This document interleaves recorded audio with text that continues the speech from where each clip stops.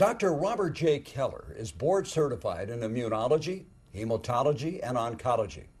In addition to his medical practice, he's had a distinguished career in medical research and was named one of the 2,000 outstanding scientists of the 21st century. He has served on the faculties of the Mayo Graduate School of Medicine, the University of Wisconsin Medical School, and other medical colleges. He's also served on the scientific review panels of the National Institutes of Health and the Veterans Administration.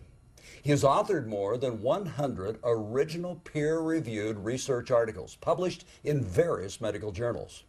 Today, he directs the medical research at Phoenix Biosciences, and at his clinic in Hollywood, Florida, treats patients with diseases of the immune system, blood diseases, and cancer.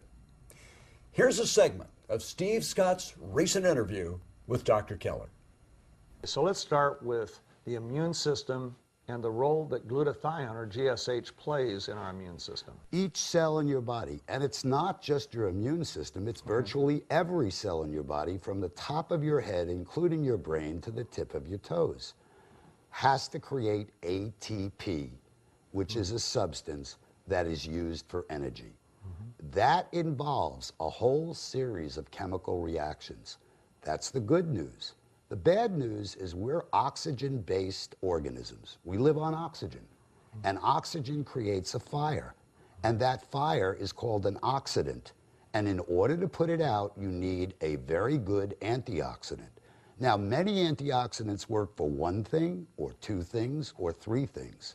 Glutathione works for everything. Tell me about what happens with our glutathione production as we age. As we age, the old data tells us that it decreases by about 10% a decade or 1% a year. I think that data, however, is very much outdated.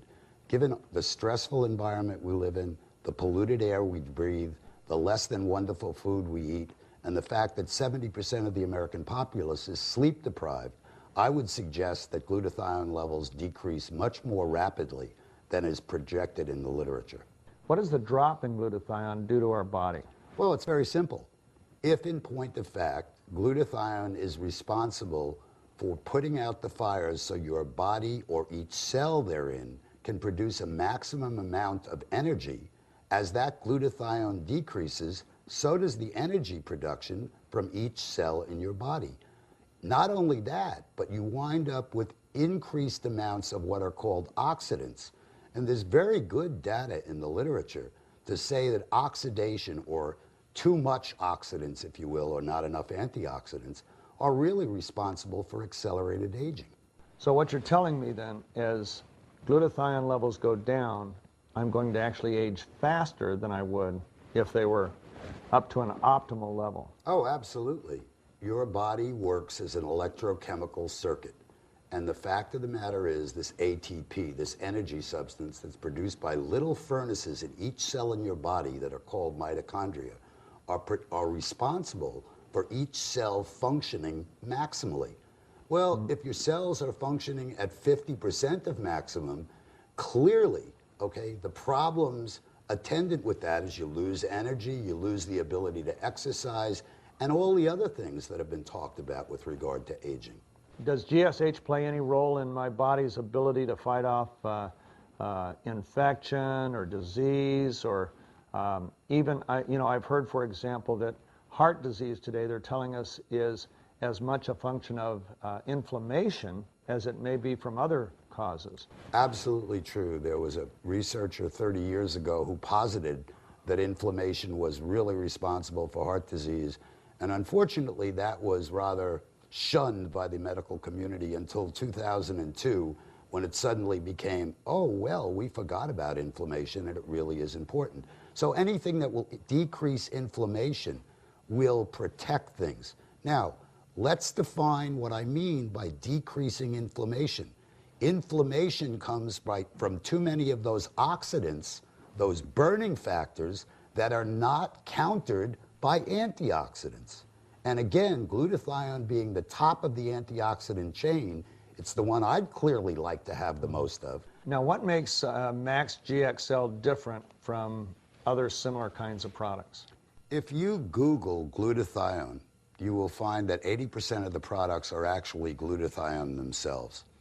That's a fallacy, because if you ingest glutathione, it will be broken up into its component parts by the acid in the stomach and will never get into your body in a form that your body can use it. The fact is, we spent 3 years doing a number of experiments to find the appropriate ingredients at the exactly correct amounts to allow it to, 1, get through the stomach, 2, be preferentially absorbed, because not everything you put in your mouth gets absorbed into your body, and 3, and this is the real trick, it has to get through 2 membranes.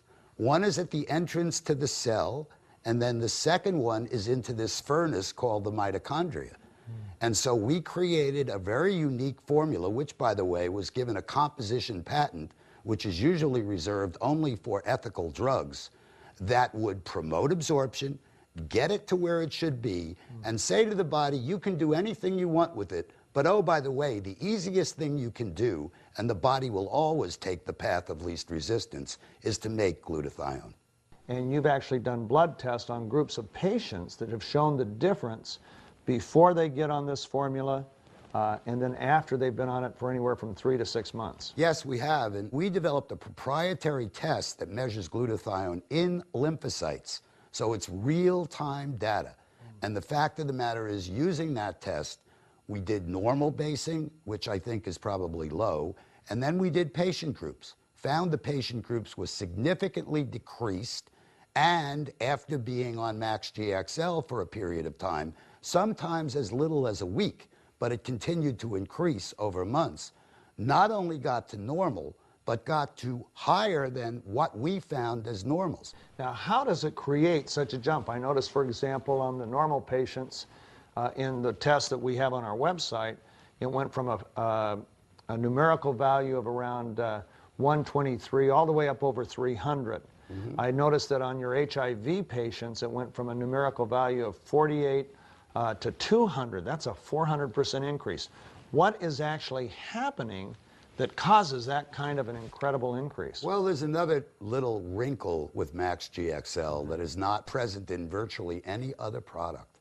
And that is, not only do you get to make glutathione, once the glutathione is used up, taking care of one of these little fires, it's regenerated, so the body can use it again.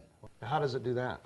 Because a number of the substance we put in, and I'm not going to go through the molecular chemistry of it, in essence take the spent glutathione and remanufacture it.